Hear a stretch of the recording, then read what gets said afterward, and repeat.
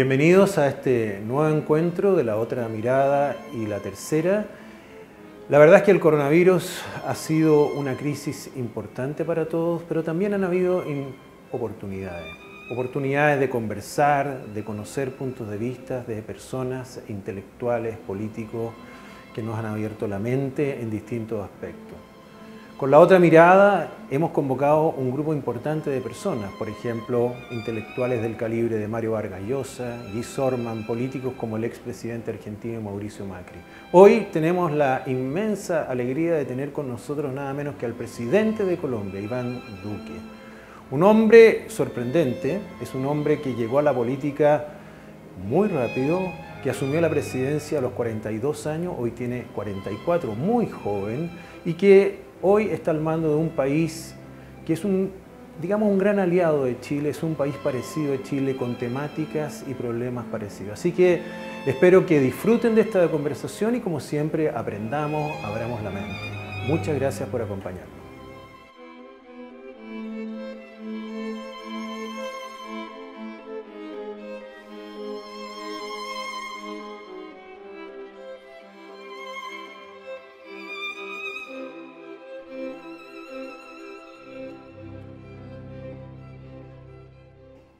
Bienvenido a la edición número 19 de La Otra Mirada.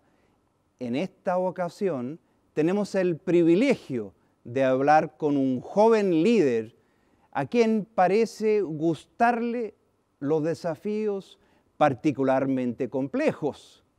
Viene de una región interesante, rica y atractiva, que fue parte de lo que se llamó por un tiempo la Gran Colombia.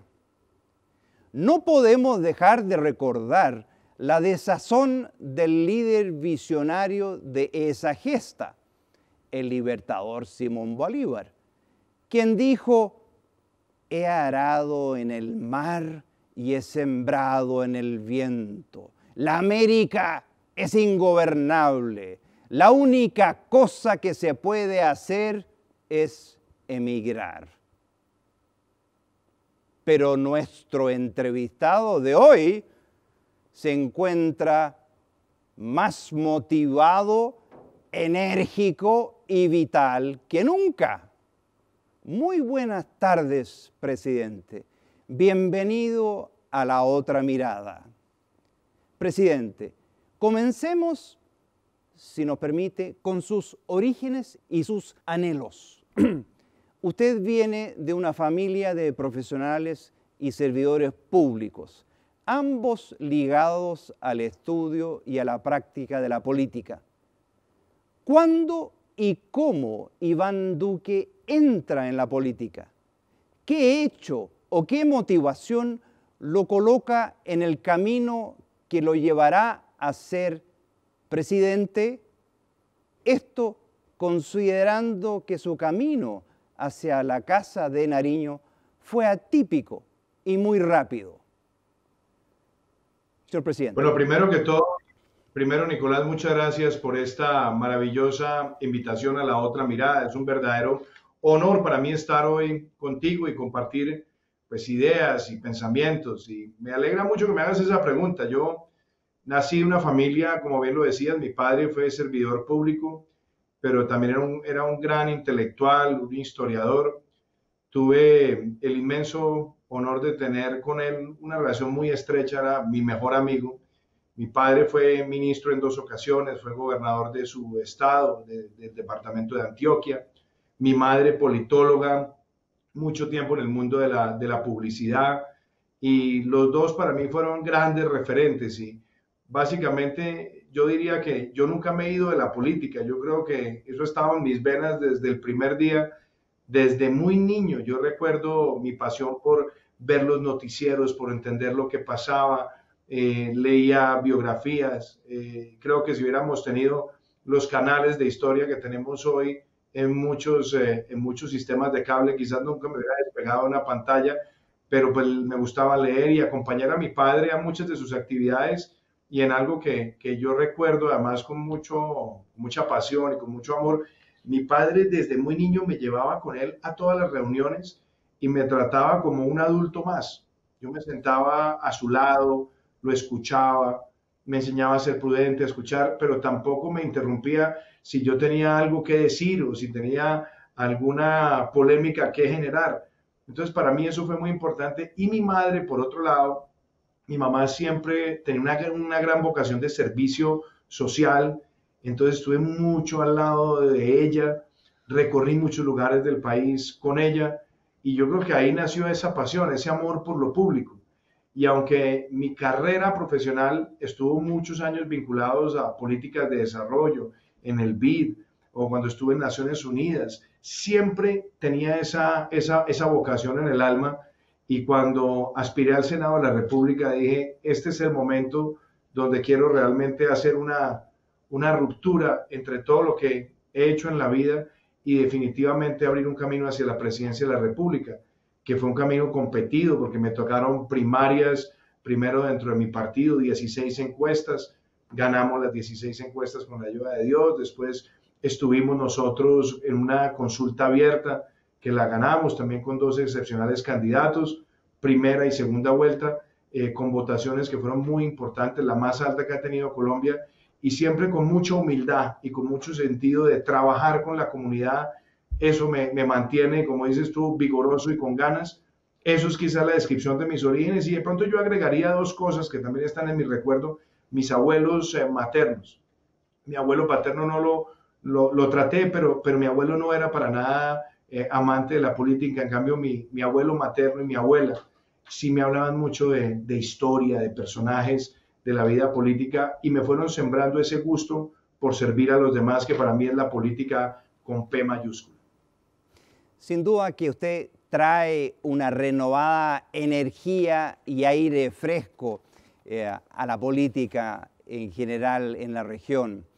Una segunda reflexión. Usted hizo una larga y productiva carrera en el Banco Interamericano de Desarrollo y en otras posiciones, especialmente como asesor y en asuntos bastante ligados al ámbito técnico profesional, es decir, a eso que comúnmente llaman el mundo de los tecnócratas. ¿Cuánto de tecnócrata y cuánto de político hay en Iván Duque? ¿Cómo resuelve esa dualidad en una época en que los llamados tecnócratas están siendo menospreciados y en que el término suele ser usado peyorativamente por los populistas? Bueno, yo creo que mis años trabajando en el Ministerio de Hacienda de Colombia, mis años trabajando en el Banco Interamericano, mis años trabajando en Naciones Unidas y también en buena parte mi formación académica, donde me dediqué a los temas de administración pública, derecho económico, pues me sirvieron para entender muchas cosas que me hacen a mí reconocerme como una persona de extremo centro, Nicolás. ¿Y por qué? ¿Por qué? Porque al final del día yo creo que desafortunadamente América Latina se maneja o se ve en los prismas de izquierda y derecha y muchas veces terminan grandes sesgos ideológicos, grandes prejuicios participando en decisiones que en esencia lo que tienen que buscar es el mayor beneficio para la mayor cantidad de personas, pero además de manera sostenible y de manera escalable. Mis años en la tecnocracia, como dices tú, que en realidad fueron los años al servicio de temas de desarrollo, me enseñaron que hay muchos temas y una gran mayoría de temas que no son ni izquierda ni derecha, son de sentido común y que necesitan tal vez menos política y más administración. Por ejemplo, la seguridad. La seguridad no es de izquierda o es de derecha. Es que sin seguridad no se genera inversión, sin seguridad no se genera confianza, sin seguridad no se protege a los más vulnerables, porque son ellos los que están más expuestos al acecho del crimen. Los temas relacionados con la educación no es de izquierda ni es de derecha. La educación lo que tiene que ser es una verdadera cuna de formación de criterio independiente, de habilidades y permitirle a las personas que a partir de su talento, de su innovación, puedan construir un proyecto de vida. Las políticas, por ejemplo, en materia de salud no son de izquierda ni de derecha. Lo que tienen que buscar es que de manera sostenible prevengan, atiendan y garanticen sobre todo una mejor y más larga vida de los ciudadanos. Entonces, cuando me preguntas cuál es esa combinación, yo creo que yo tengo ese, digámoslo que un 50% de mi vida que está realmente vinculada a ese análisis constante de lo que más impacta, de lo que más sirve a la gente.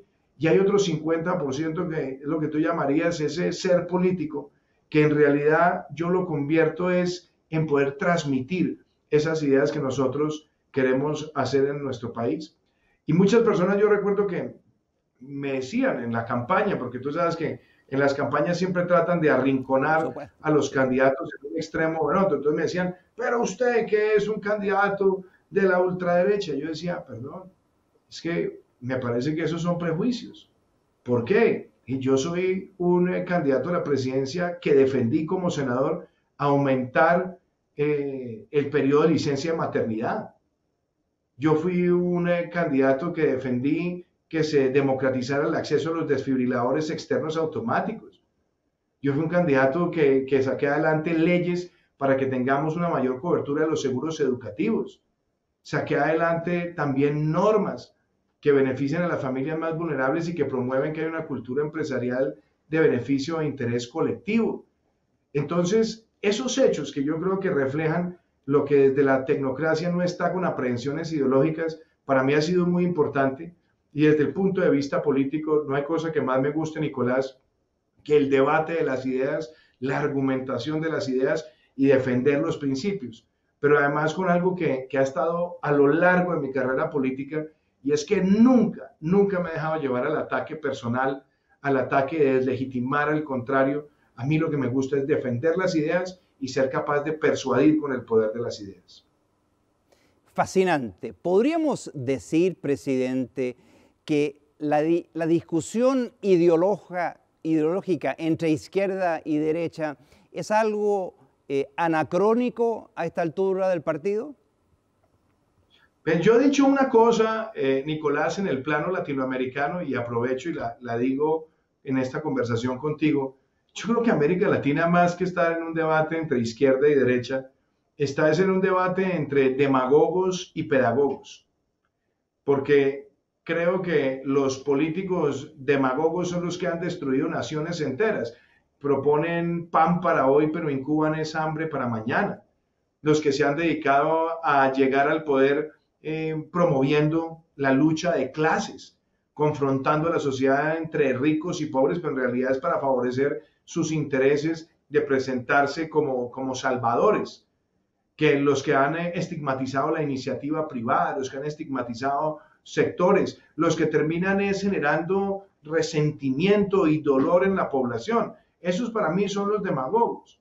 Y los pedagogos, que la tienen o la tenemos quizás más difícil, somos los que tenemos que contarle a la sociedad que más importante que las agresiones son las soluciones, que hay que construir todos los días y no dejarnos llevar por el discurso de la destrucción, y que tenemos además que ser capaces de motivar a la sociedad a avanzar y no a la parálisis, no a parar. Los problemas de las sociedades no se resuelven con protestas ni con paros. Los problemas de la sociedad se resuelven es con un espíritu de progreso. Entonces, los pedagogos son los que tienen y tenemos quizás el reto de decirle a la sociedad, estamos aquí, vamos a llegar allá, vamos a pasar por momentos difíciles, el camino no es fácil, el camino no es expedito, pero el camino es el que nos va a permitir a nosotros construir de manera sostenible en el mediano y largo plazo. Y yo creo que por eso los ribetes de izquierda y derecha son a veces muy poco realistas en América Latina, porque por ejemplo el chavismo en Venezuela se denominaba de izquierda, pero cometieron las peores atrocidades de las dictaduras de derecha y además atacaron a sectores de la población, hablaban de proteger a los pobres y terminaron fue multiplicándolos. Entonces yo creo que es importante poner las cosas en ese debate y por eso veo que tienes ahí en la pantalla esa portada de ese libro que se llama El futuro está en el centro, que fue un libro con el que yo hice campaña y donde yo defendía mis principios. Yo creo en la seguridad como valor democrático, yo creo en la seguridad como bien público y creo además que cuando pensamos en el ejercicio pleno de las libertades en la sociedad, ese ejercicio pleno de las libertades no se logra sin seguridad, no se logra sin orden.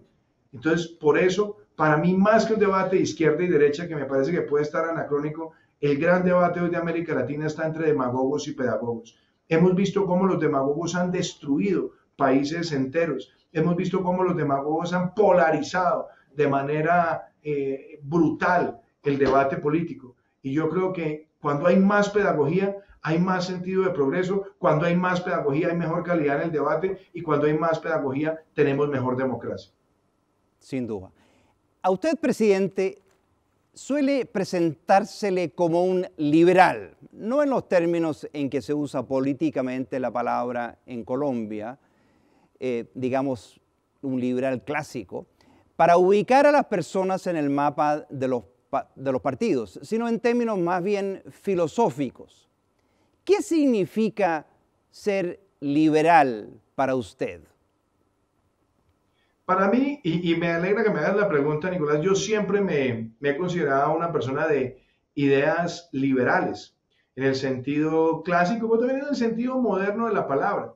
Porque, por un lado, yo creo que defender las libertades individuales es fundamental, pero también debemos entender que, como lo diría Amartya Sen, en un libro muy importante donde él plantea grandes incógnitas del desarrollo, el poder ser una sociedad de progreso implica poder ejercer esas libertades individuales.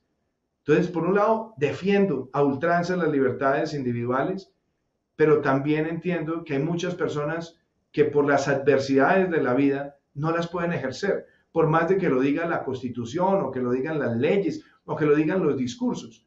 Y ahí es donde nos toca a todos cerrar brechas justamente para que las personas puedan ejercer esas libertades individuales a profundidad, el acceso a la educación, el acceso a la salud, el poder tener agua, saneamiento, luz, que en muchos de nuestros países no lo tenemos. Entonces, para mí es muy importante concebir, por un lado, el espíritu de la defensa de las libertades individuales, pero también ayudar a cerrar las brechas para que otros las puedan a plenitud tener, gozar y ejercer. Pero hay otra cosa que es importante en el liberalismo, como lo concibo yo, es la defensa de la democracia en estricto rigor, la separación de poderes, es tener los debates enriquecedores, es poder tener la pedagogía en la sociedad para llegar a grandes consensos o a grandes debates, no importa. Pero también esa concepción del liberalismo está afincada en algo que yo he denominado los equilibrios democráticos, Nicolás, y yo creo que son muy importantes en nuestros días, porque en el mundo en el que vivimos todo tiende a polarizarse y terminamos generando falsos dilemas. Por ejemplo, ahora enfrentando el COVID-19, muchos trataron de poner un debate entre la protección de la vida y la salud y el desarrollo social y económico. No hay dilema.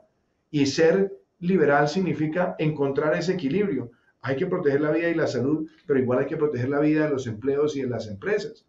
Cuando hablamos, por ejemplo, de los temas ambientales y de desarrollo, los países necesitan desarrollo minero energético si tienen esas bondades, pero también necesitan preservar el ambiente, sembrar árboles, energías renovables, tener una conciencia de reducción y captura de CO2. Esos equilibrios hacen parte para mí de esa concepción del liberalismo, y algo que también en lo cual quiero hacer mucho énfasis es en que todas las sociedades se crecen, logran mucho más cuando democratizan el acceso a oportunidades, y en eso también quiero decirlo, el liberalismo clásico y también el liberalismo moderno aboga por la libertad de empresa y por el emprendimiento, y nunca es vergonzante frente a la defensa de la iniciativa privada. Yo nunca he sido vergonzante frente a la defensa de la iniciativa privada, creo en ella y también creo que ahí hay un soporte muy importante y relevante de las ideas liberales o de la democracia liberal. Muy bien, pues. En varias ocasiones, presidente, ha manifestado su admiración por quien usted mismo llama el maestro Vargas Llosa. De hecho, en discursos suyos se nota claramente que conoce su obra en profundidad, como cuando condecoró en el año 2019 al escritor con la Orden de Boyacá. ¿Cuál ha sido específicamente la huella que ha dejado en su pensamiento y en su interpretación de América Latina y de Colombia?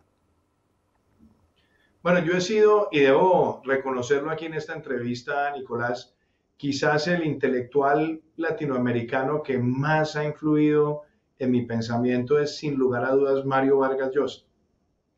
Yo tuve el inmenso honor de conocerlo personalmente hace relativamente pocos años. Yo lo conocí a él en el año 2018. Pues la oportunidad de tratarlo, de conversar con él. Pero yo diría, Nicolás, que prácticamente en los últimos 24 años de mi vida me he leído todo lo que él ha publicado. Sale un libro y lo compro, lo leo, como decía mi papá, lo mastico. Y él publicó recientemente un libro de entrevistas o ensayos sobre el maestro Borges, que lo tengo en este momento en la mesa de noche y lo releo, lo subrayo. Yo creo que Mario Vargas Llosa es una persona que ha tenido un proceso evolutivo de su ideología tan importante, porque es una persona que no tiene miedos en reconocer esa evolución ideológica. Y él se refiere a sus primeros años en la literatura y en el periodismo, cuando escribía sobre Sebastián Salazar Bondi, cuando tenía un pensamiento quizás más proclive a los debates que tenía la izquierda latinoamericana en su momento, pero cuando él empieza a argumentar esa evolución y él empieza a reconocer el valor de la libertad, el valor de la iniciativa privada, el valor de la seguridad, el valor del emprendimiento, pues yo encuentro no solamente un escritor que embruja con su pluma, sino encuentro realmente un pensador que llega, por ejemplo, a un gran testamento ideológico en el llamado de la tribu, y que también lo podemos ver a través de sus columnas de piedra de toque en los diarios españoles, y es genuinamente un gran defensor de las ideas liberales, un gran defensor de la democracia y además un gran crítico de las dictaduras y sobre todo de los abusos del poder. Yo creo que en su obra hay tantas cosas maravillosas. Yo creo que Conversaciones en la Catedral no solamente es un gran texto de literatura, sino es una reflexión sobre las creencias políticas de América Latina. Yo creo que La Fiesta del Chivo, por ejemplo, describe, desnuda el poder en cabeza así de Trujillo, de Johnny Aves García, de Cerebrito Cabral, pero sobre todo nos lleva a nosotros a la reflexión de nuestras propias naciones. Y creo también que sus ensayos críticos son muy importantes. Yo, por ejemplo, siempre recuerdo una columna que él publicó sobre un caso de una inmigrante en España africana que se llamaba Fatoumata Touray, donde cuenta el drama africano, el drama de la inmigración y plantea cuáles son los retos de nuestras democracias para enfrentar esos fenómenos. Entonces yo creo que Mario Vargas Llosa, sin lugar a dudas, para mí es el más grande intelectual de América Latina, intelectual político de América Latina de los últimos 40 o 50 años. Y yo creo que él marca una gran diferencia también con el boom, porque él es hijo del boom y muchos de las grandes figuras del boom se quedaron en un espacio muy literario, pero yo creo que él trasciende lo literario y deja un testamento y un testimonio de lo que es el liberalismo político y la democracia liberal en América Latina. Muchas gracias. Trasciende lo literario. Gran idea. Presidente, usted escribió en 2013, conjuntamente con su colega del BID, Felipe Buitrago Restrepo, La economía naranja, una oportunidad infinita. ¿Qué es exactamente la economía naranja? ¿Y cómo podría aportar no solo a Colombia, sino a América Latina? Pues yo creo, Nicolás, que la economía naranja en realidad es una definición de algo que está en nuestro ADN latinoamericano, que es la cultura, que es el emprendimiento cultural, pero trata de elevarlo al verdadero rango que debe tener, y es que debe ser un motor de desarrollo. Nosotros en América Latina tenemos cosas maravillosas, nos une el lenguaje, nos une la tradición, nos unen costumbres, pero sobre todo también nos une la música y el arte. Y yo creo que no le hemos sacado el suficiente provecho. Nosotros podríamos coproducir, codistribuir, copromover muchos de estos patrimonios. Y la economía naranja lo que trata de decir, como ustedes lo ven ahí en esa portada, es una oportunidad infinita. Y yo creo que cuando vemos la herencia del boom, cuando vemos lo que ha pasado con el cine latinoamericano, cuando vemos lo que ha pasado con la música, nosotros tenemos que darnos cuenta que aquí tenemos es una fuente inagotable de talento. Y ese talento significa mejor calidad de vida, más progreso, mejor empleo. Y lo que hemos buscado desde la publicación del libro hasta hoy es que esto se convierta en una política pública. Cuando tú me preguntas, ¿qué puedo yo ver, por ejemplo, en Chile, la economía naranja?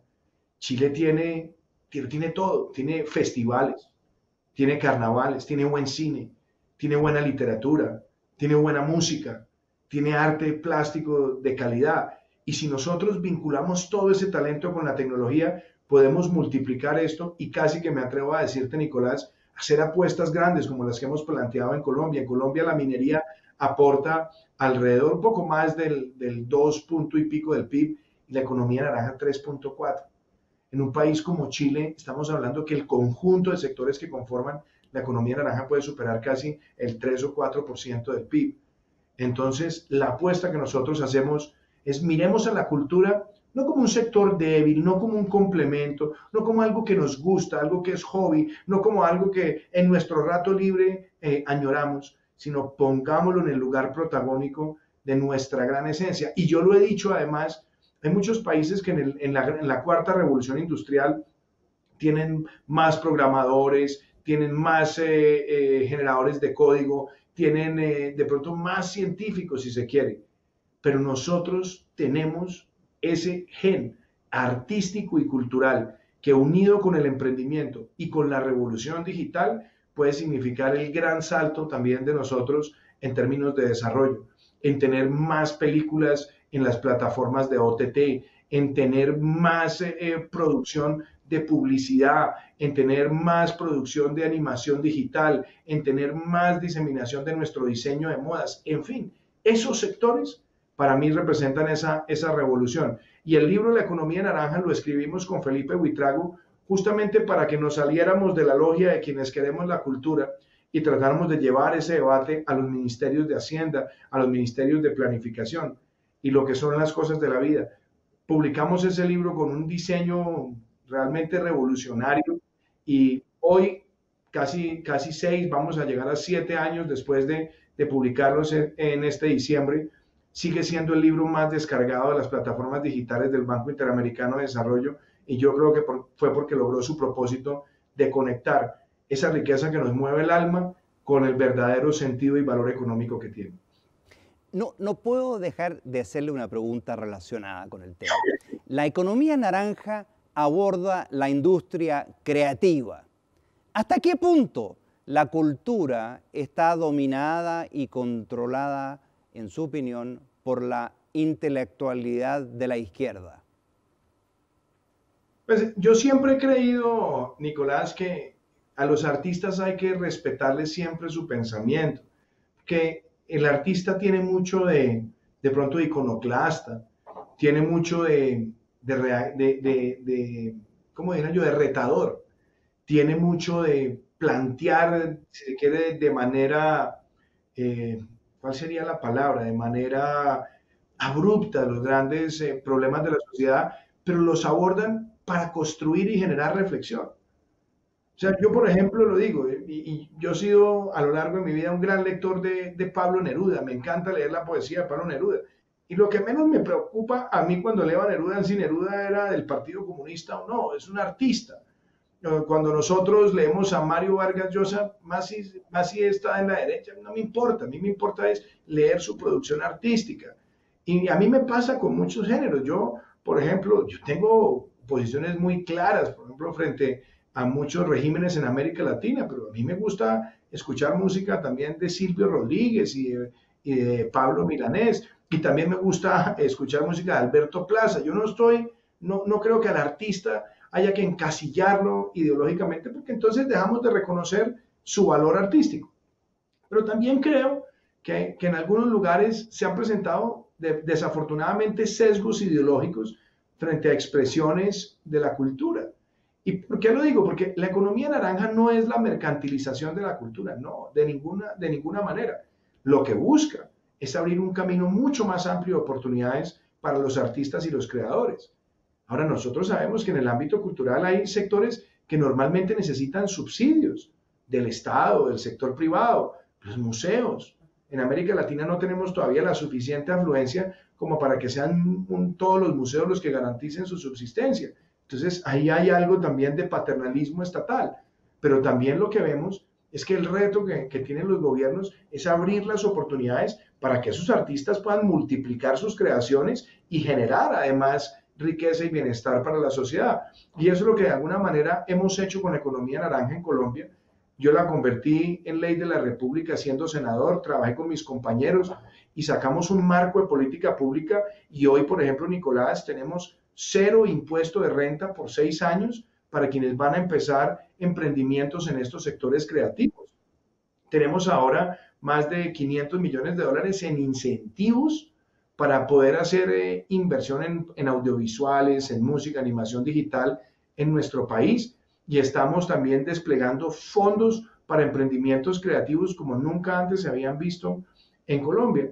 Pero yo creo que muchas veces cuando uno habla de economía y lo mezcla con el concepto de cultura, pues no dejan de aparecer unas voces que son siempre reaccionarias o llenas de prejuicios, pero yo también creo que cuando el artista se da cuenta que la economía naranja no tiene ideología, que yo ni siquiera he buscado quedarme con un paternalismo ideológico del concepto, sino promoverlo y democratizarlo, pues yo creo que el mismo artista se empieza a dar cuenta que las oportunidades que hay hoy son distintas a las que había 10 o 15 o 20 años atrás, donde era una inmensa minoría de artistas los que lograban coronar con su creación un reconocimiento social.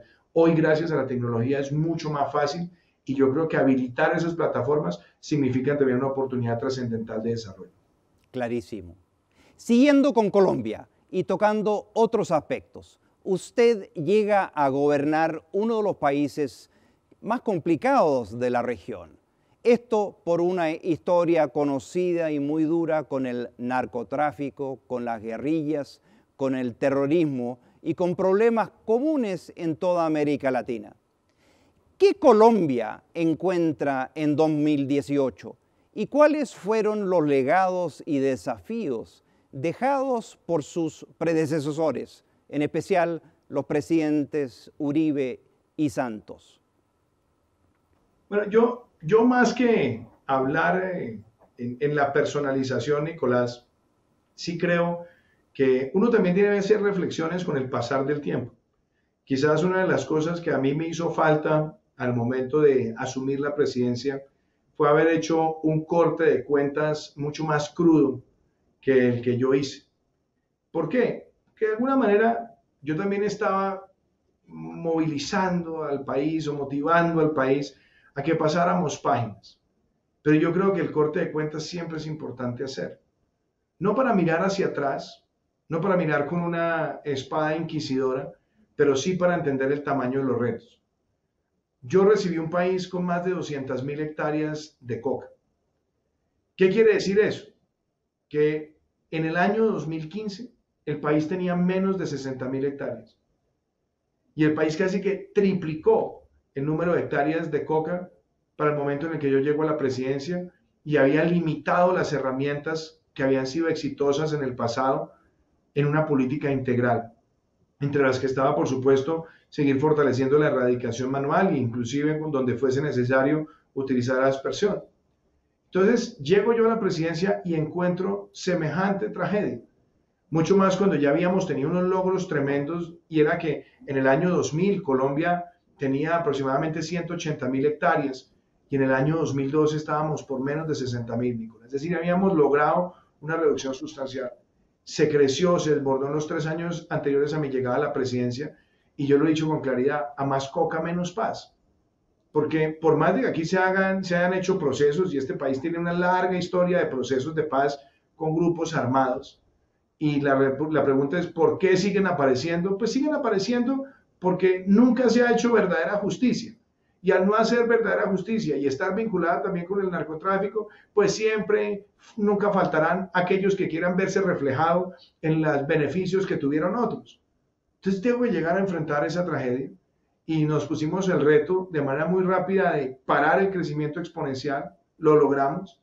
Logramos el año pasado la mayor reducción del área sembrada de coca en los últimos 6 años, que fue importante, un 9%, pero sigue siendo todavía insuficiente. Tenemos que ir por más y tenemos que hacerlo no sobre la base de que estemos nosotros en una lucha anacrónica contra las drogas, porque muchas veces se plantean esos debates y entonces aparecen los legalizadores, que por cierto, la gran mayoría de expresidentes latinoamericanos se vuelven legalizadores, pero cuando fueron presidentes nunca lo hicieron y nunca decidieron tomar esas apuestas, porque ellos saben que eso tiene un marco teórico que genera muchos aplausos en unos sectores de la intelectualidad, pero que desde el punto de vista práctica tenemos que luchar contra ese fenómeno, porque ese es un fenómeno que atenta contra la calidad de vida de muchas familias y sobre todo las familias más vulnerables. Entonces, ese fue un aspecto que para mí fue muy, muy duro. El segundo, que también fue un reto grande, era la crisis migratoria. Cuando yo llego a la presidencia, Colombia tenía 1.8 millones de migrantes venezolanos en nuestro territorio. Eso es casi el 4% de nuestra población, un poco menos. Y sin lugar a dudas, teníamos un reto enorme porque la comunidad internacional no ha puesto suficientes recursos y nosotros tenemos que sacar recursos del presupuesto para atender con fraternidad a muchos de estos hermanos y hermanas venezolanas que han huido de la dictadura. Chile también ha sido un país que ha recibido muchos migrantes, Ecuador, Perú, quizás en la misma proporción porcentual, pero 1.8 millones de personas desde el punto de vista agregado es mucha gente. Entonces tener que enfrentar también ese reto.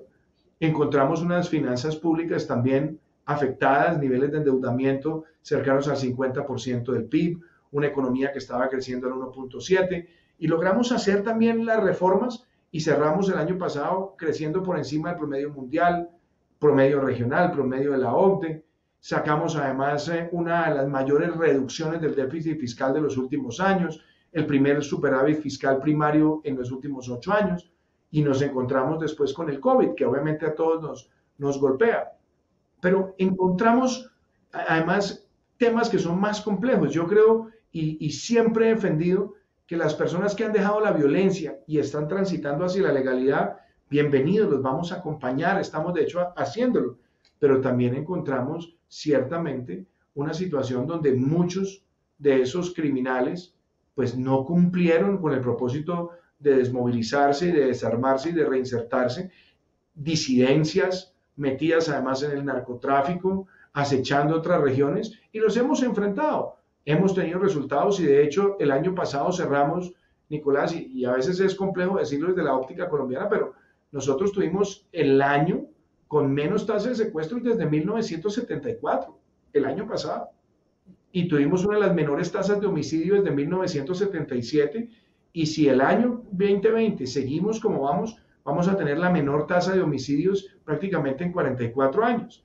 Pero aparecen también hechos violentos que nos duelen, que nos estremecen, producto de esos grupos de microtráfico y de narcotráfico que hay que enfrentar, pero también veo a un país que tiene pujanza, que crece, que se transforma en tecnología, que sigue además conquistando nuevas fronteras, y yo por eso siempre soy un gran optimista de lo que este país es capaz de hacer de su gente, y en estos 2 años de gobierno, pues yo te digo, veo cosas que a mí me motivan.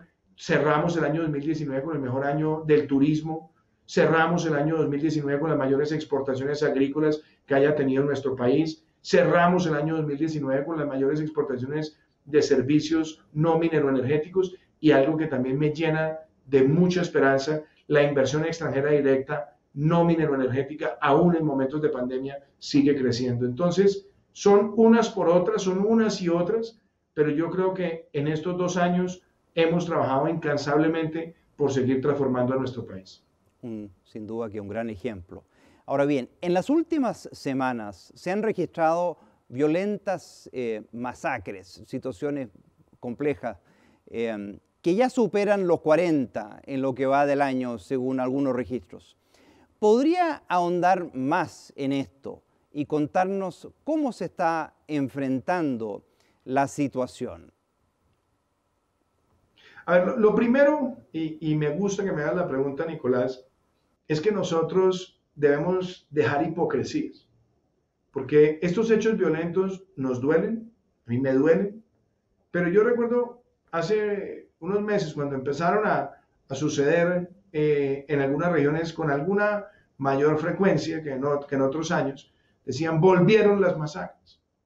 No, es triste decirlo, pero las masacres no se han ido de nuestro país.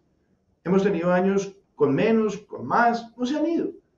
No se han ido. ¿Y no se han ido por qué? Porque muchas de ellas, o la gran mayoría de ellas, han estado vinculadas al narcotráfico. Y yo he estado viendo cosas muy particulares. ¿Por qué en el año 2016 y en el año 2017 hubo menos masacres en Colombia que de pronto 2018, 2019 o 2020? En los años donde más creció exponencialmente el narcotráfico y el área sembrada de coca, vimos que bajaban las masacres. Y cuando retomamos la confrontación contra el narcotráfico, cuando hacemos más presión contra el narcotráfico, empiezan a crecer. ¿Por qué? ¿Por qué ocurre eso? Pues por un lado, porque los pequeños núcleos criminales empiezan a ser acorralados y se propician además peleas entre esos carteles, entre esos grupos de armados ilegales.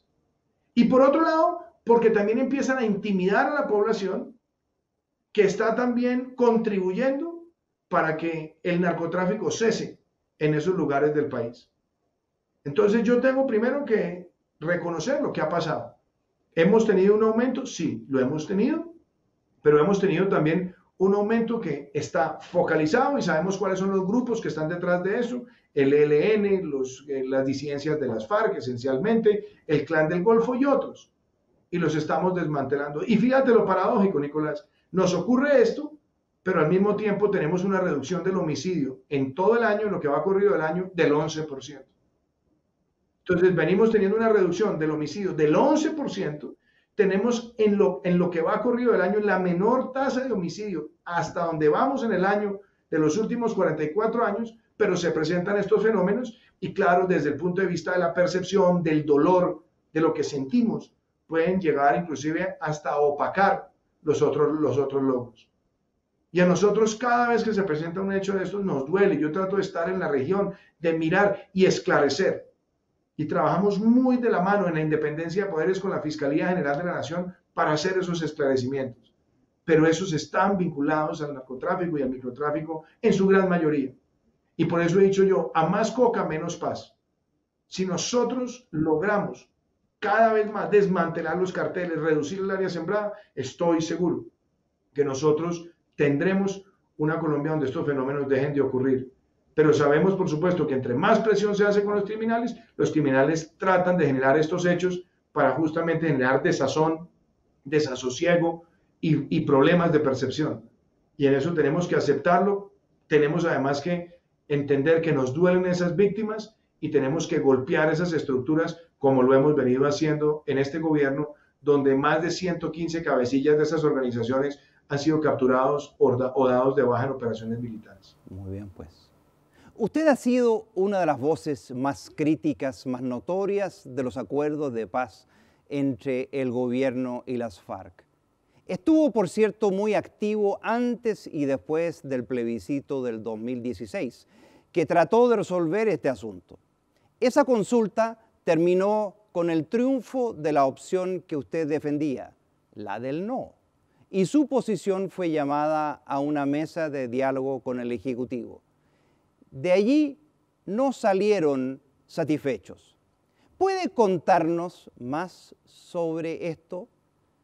¿Cuál es su balance? A mí me parece muy buena la pregunta, Nicolás, porque primero, yo siempre he creído en la paz, pero he creído que la paz solamente se consigue cuando la paz está acompañada de legalidad y está acompañada de cero impunidad. Siempre, siempre lo he creído.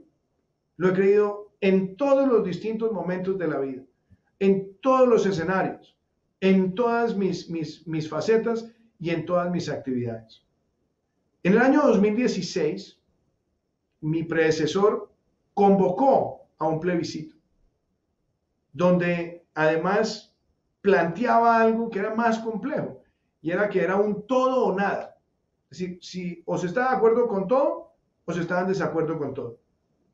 Y eso a mí me parece que fue muy complejo, porque eso no solamente evitó que tuviéramos un debate más profundo, más sensato, y que propiciara además los acuerdos en la sociedad.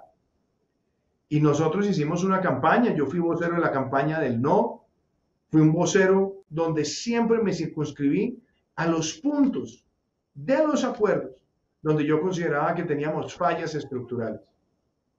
¿Cuáles fueron mis preocupaciones? Mis preocupaciones eran, Nicolás, que personas que han cometido delitos de lesa humanidad llegaran de manera automática al Congreso de la República sin responder por esos crímenes, mucho más cuando el resto de los congresistas, inclusive por delitos culposos, nunca pueden llegar al Congreso de la República. Cuestionaba, por ejemplo, que fueran a entregar realmente todos los recursos para reparar a las víctimas. Cuestionaba que no había nada que asegurara que iban a entregar toda la información sobre el narcotráfico. Cuestionaba además que no tendríamos herramientas eficaces para lograr conocer a profundidad la verdad sobre el reclutamiento de menores o sobre muchas personas que fueron desaparecidas. Y lo hice abiertamente. Ganamos la elección del no, se desconoció en su momento ese resultado, se entró en un proceso legislativo que se conoció como el fast track, que era cambiar los principios también de equilibrios constitucionales de los 8 debates para las reformas constitucionales, y además se limitaba la capacidad de deliberación. Yo demandé ese acto legislativo, gané con un respaldo, y además no me gusta ponerlo en primera persona. Yo participé en esa demanda, pero convocamos a muchas personas en ese proceso y logramos en la Corte Constitucional que se reconocieran muchos de esos fundamentos que a nuestro juicio atentaban contra los equilibrios de poderes. Y después, cuando llegué a la presidencia, Nicolás, que fue prácticamente 20 meses después de ese ejercicio, ¿con qué me encontré? Por un lado, que había un gran número de personas, de excombatientes, que genuinamente habían dejado sus armas y estaban en un proceso de entrar a la vida de la legalidad. Y yo lo dije sin tapujos, voy a ayudarles a esas personas a que hagan ese tránsito. No vamos a hacer política vindicativa frente a ellos, no. Vamos a ayudar a que esto salga adelante. Vamos a avanzar en los programas de desarrollo para los municipios más golpeados históricamente por la violencia. Y le voy a contar lo siguiente. Esas zonas de concentración de esas personas, Nicolás, que eran varias en el territorio nacional, yo he visitado casi 5. Y yo pregunto, ¿cuántas visitó mi predecesor?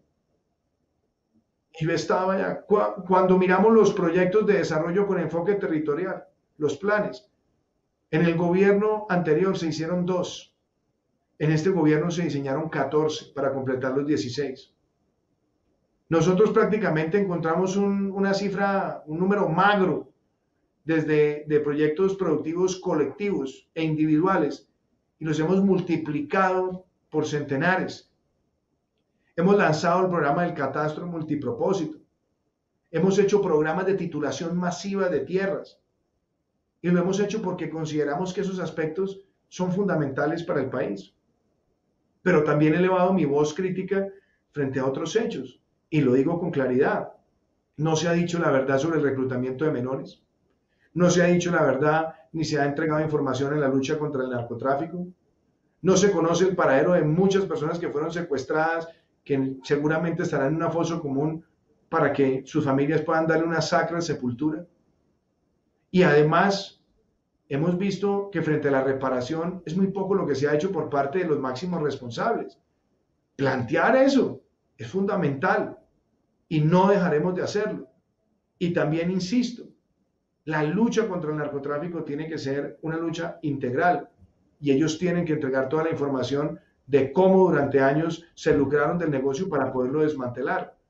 Y también creo que hay una gran preocupación para las víctimas, y es que muchas víctimas se sienten revictimizadas porque sus victimarios nunca han tenido ninguna sanción, ninguna pena efectiva y proporcional por los crímenes que cometieron. Y puede que yo mantenga mi posición divergente frente a eso, pero los años pasan, Nicolás, y nunca en América Latina se ha dejado de hacer justicia, porque esas víctimas sí esperan una sanción proporcional y ejemplarizante, que ojalá la justicia transicional lo garantice. Por ahora no hemos visto muchos avances, y yo creo que ese tipo de consideraciones no podemos dejarlas de hacer. Muchos de mis críticos dicen es que usted se la pasa opinando sobre los fallos judiciales. No, yo sobre los fallos judiciales no controvierto, pero sí controvierto sobre las fallas judiciales. Y es una falla que nosotros no tengamos en este momento una sanción ejemplarizante y proporcional frente a esos máximos responsables que durante años laceraron a nuestro país. Muchas gracias. Presidente, usted recibe un país lleno de desafíos y con un plan de gobierno muy ambicioso, con prioridades sociales, institucionales, de seguridad, de justicia.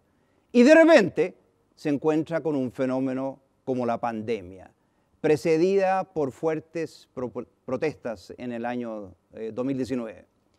¿Cómo fue tener que replantear todo? Habiéndose dado protestas parecidas y cercanas en otros países de la región, como en Chile, ¿piensa que hay alguna conexión entre ellas? Yo creo lo siguiente. Por un lado, la protesta social es un mecanismo de expresión ciudadana, eso no hay discusión. Pero yo también creo, Nicolás, que hay que separar también conceptos. Nosotros tenemos sociedades que son muy garantistas en los derechos, pero hay sociedades donde dejamos que el debate de los derechos esté por encima del debate de los deberes humanos. Entonces nosotros entendemos que la protesta es una expresión legítima, pero la protesta violenta no.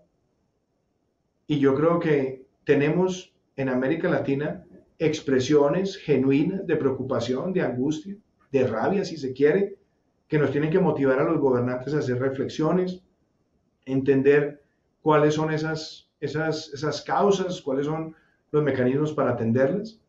Pero no nos digamos mentiras, también hay muchos que han pretendido incendiar esas protestas con noticias falsas, con odio de clases, con estigmatización de sectores, con exageración de elementos, y por supuesto eso tiene una orientación política en muchos casos. Entonces, en el caso nuestro, yo creo que hicimos algo que para mí fue muy enriquecedor. Uno, entender que hay un llamado a la sociedad en muchos temas y abrimos una gran conversación nacional.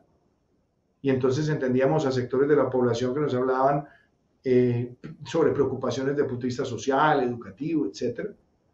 Y también entendimos que se pueden reaccionar y que muchas cosas, además las veníamos haciendo, quizás no las habíamos comunicado, otras las podíamos acelerar.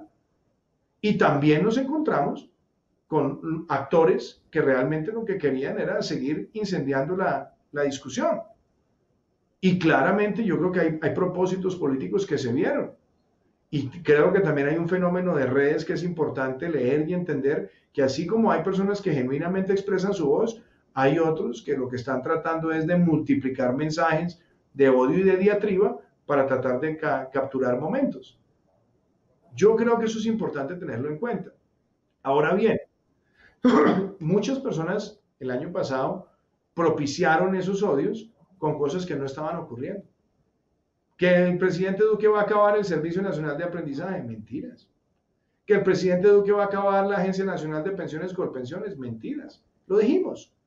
Entonces, hicimos un ejercicio pedagógico que fue importante, pero yo recojo el ejercicio de la conversación nacional también, y yo creo además que eso nos sirve a todos.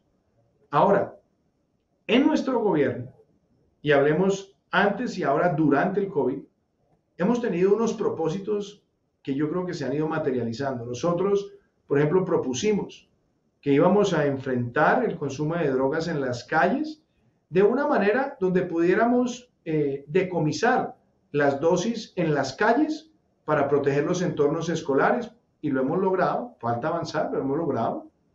Dos, nosotros dijimos que íbamos a sacar adelante una reforma constitucional para que Colombia tuviera cadena perpetua contra violadores y asesinos de niños. La sacamos adelante. Dijimos que íbamos a sacar una reforma constitucional para que ni el narcotráfico ni el secuestro fueran delitos conexos al delito político y por ende no fueran amnistiables, y lo logramos. Sacamos adelante la ley del veterano, la reforma de las TICs, sacamos adelante el piso mínimo social, sacamos adelante reformas que protegen a los más vulnerables, pero además, algo importante, Nicolás, las conquistas sociales.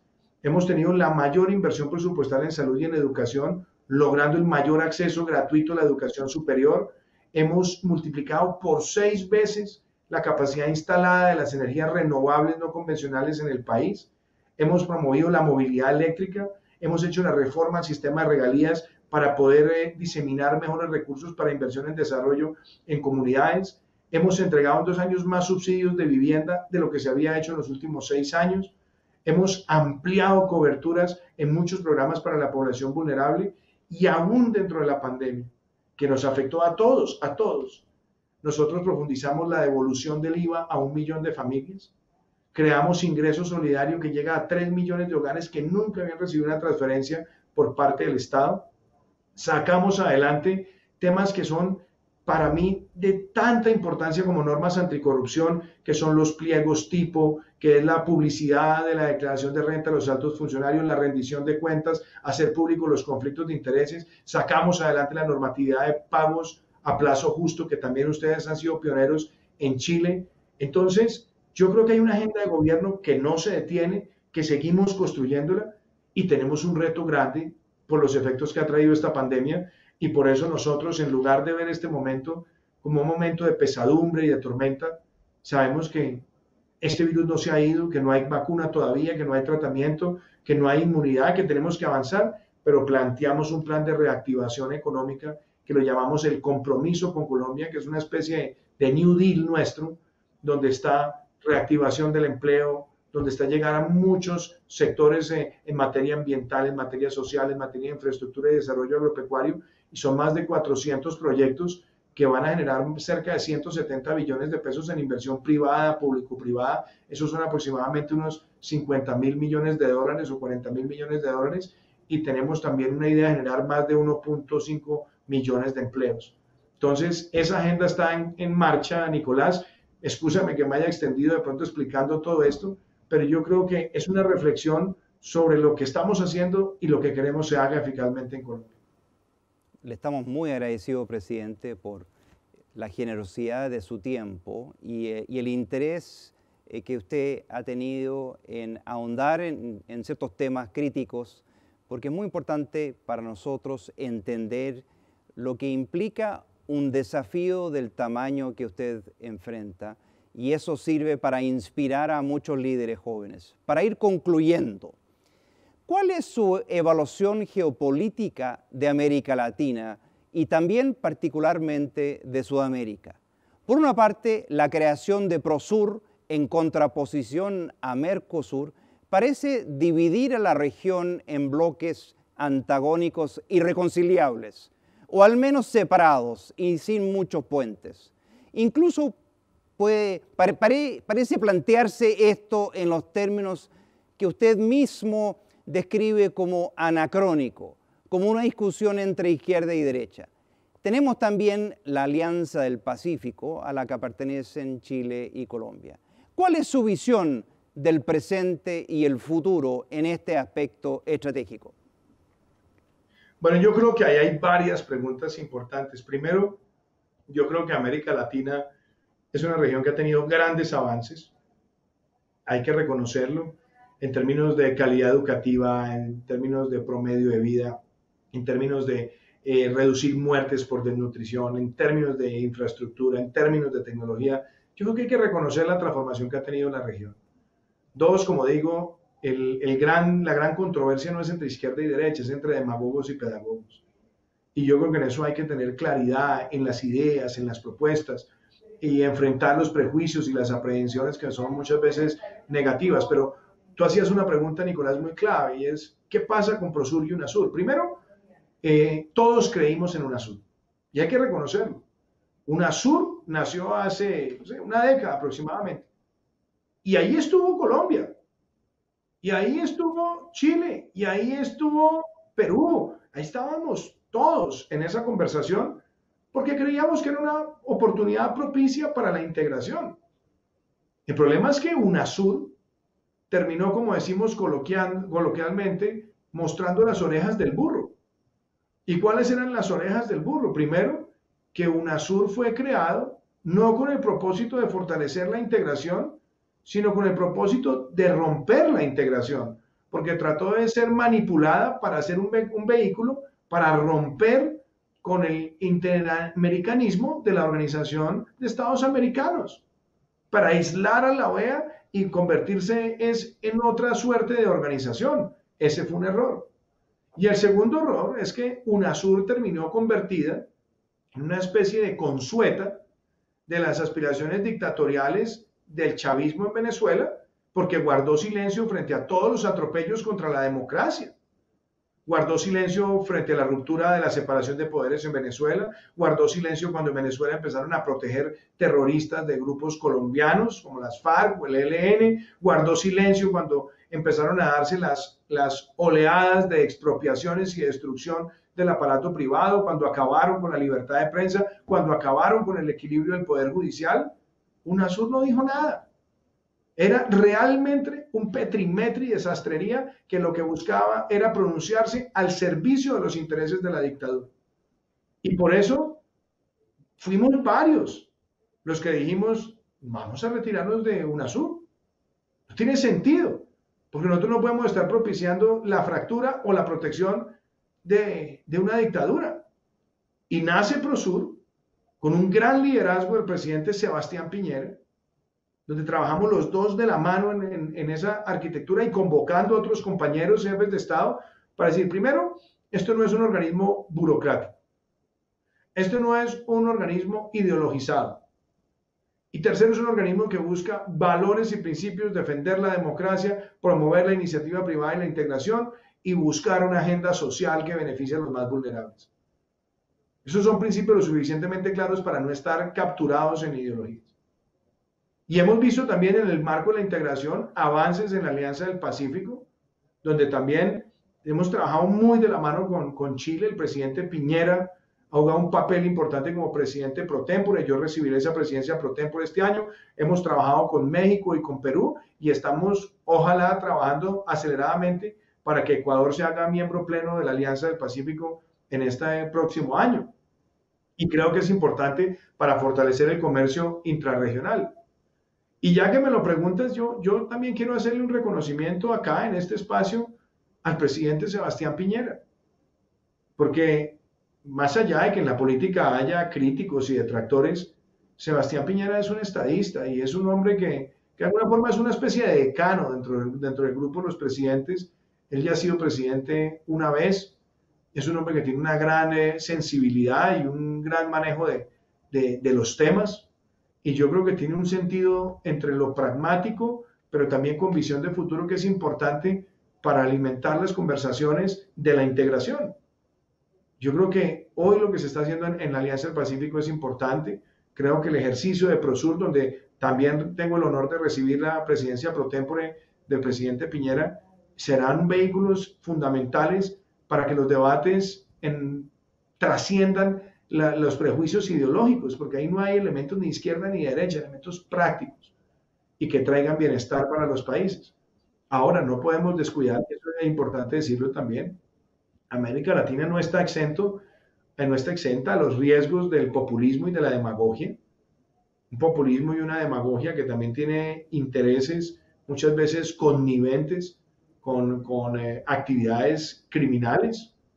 Y tenemos que ser muy claros en el discurso, no podemos ser vergonzantes en defender la democracia, en defender la iniciativa privada, en defender además la fraternidad entre trabajadores y empleadores.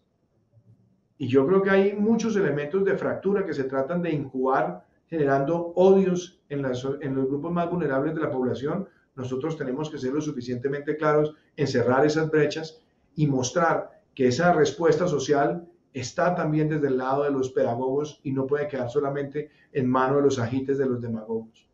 Entonces, por eso lo pongo también en el plano geopolítico. Y yo soy un optimista por definición, Nicolás. Las batallas en la política hay que librarlas, hay que darlas, tienen que ser argumentadas, tienen que ser de criterios sólidos. Y yo creo que en eso también es muy importante, y lo voy a decir, que el sector privado también salga muchas veces de su zona de confort. El sector privado termina siendo muchas veces un espectador de lo que ocurre y termina siendo muchas veces vapuleado, vituperado, estigmatizado, deconstruido. Y yo creo que el sector privado también debe tener en este momento una participación con ímpetu, con ganas, pero pensando en la fraternidad con los empleadores para mostrar que detrás de la iniciativa privada está quizás una de las agendas sociales más importantes, que es un empleo estable y de calidad. Así que eso también me parece importante en el plano geopolítico. No podría estar más de acuerdo. Gracias, presidente, por recordarnos. Para terminar, en Chile estamos a puertas de un proceso constituyente. Aunque en otras ocasiones los cambios constitucionales no han terminado bien y ciertamente esto supone un riesgo, Colombia tuvo también una experiencia constituyente.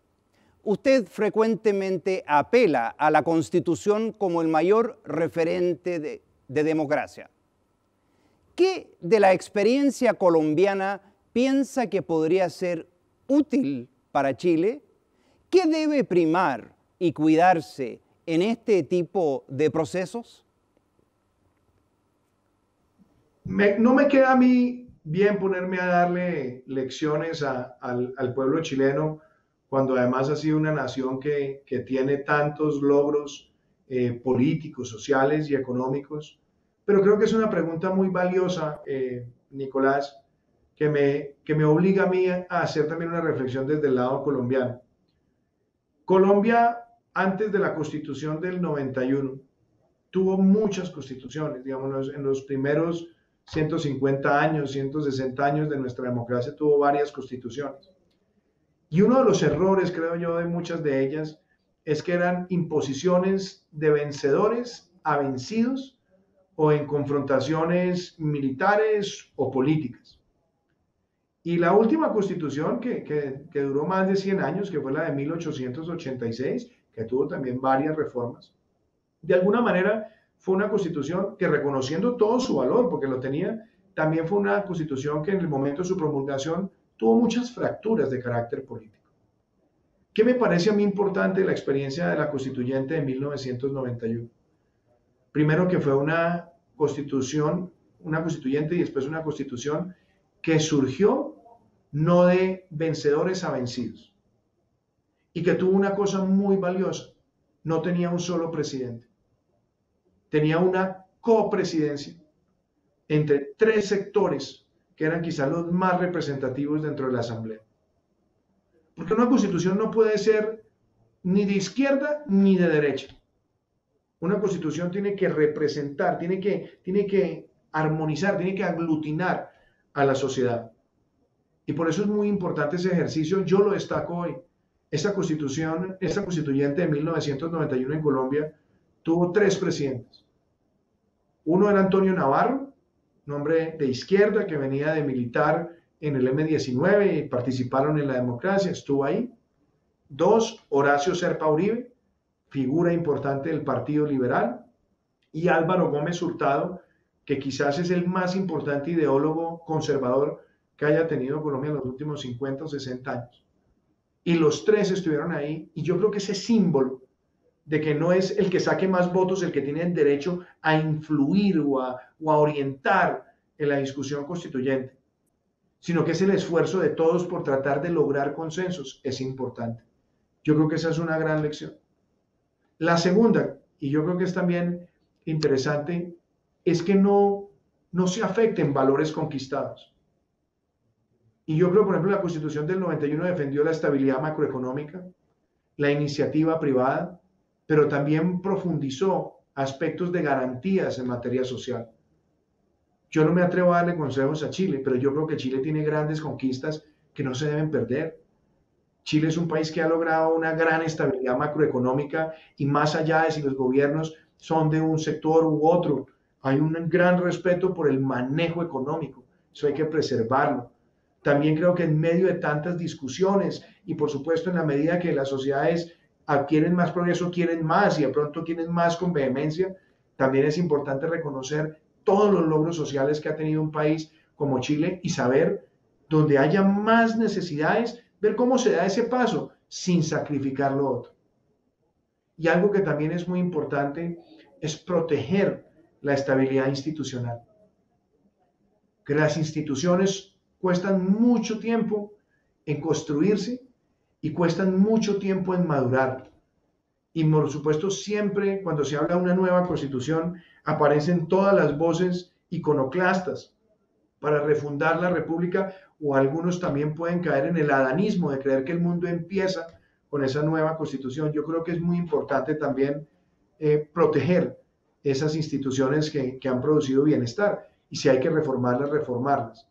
Esas serían para mí 3 lecciones. Y por supuesto también hay que decirlo, Nicolás, las constituciones nacen y a partir del siguiente día empiezan a reformarse. La Constitución del 91 en Colombia ha tenido más de 30 reformas o más. Las cifras son inagotables. ¿Por qué? Porque yo también creo que las constituciones son intérpretes de las fuerzas universales de la historia que conciben la sociedad como una entidad orgánica en permanente producción, mejoramiento y avance en todos los órdenes de la actividad humana, como diría un célebre constitucionalista colombiano. Señor presidente, en nombre de las miles de personas vinculadas a La Otra Mirada, en nombre de los jóvenes que van a escuchar sus palabras y sus orientaciones con gran interés, quiero expresarle mi gratitud y dejarlo invitado para una próxima ocasión en que podamos avanzar en algunos temas y abordar una multiplicidad de otros temas que no hemos tenido la oportunidad de abordar en el día de hoy. Nuevamente, presidente, muchas gracias por su tiempo, muchas gracias por su ejemplo, por su coraje y por iluminar la política en América Latina. Sin duda que usted es un referente para todos nosotros. Le reitero mi gratitud. Muchísimas gracias, Nicolás. Ha sido un verdadero placer estar en La Otra Mirada y espero poderlos acompañar en una nueva ocasión. Un saludo muy especial. Muchas gracias, presidente. Que Dios lo bendiga.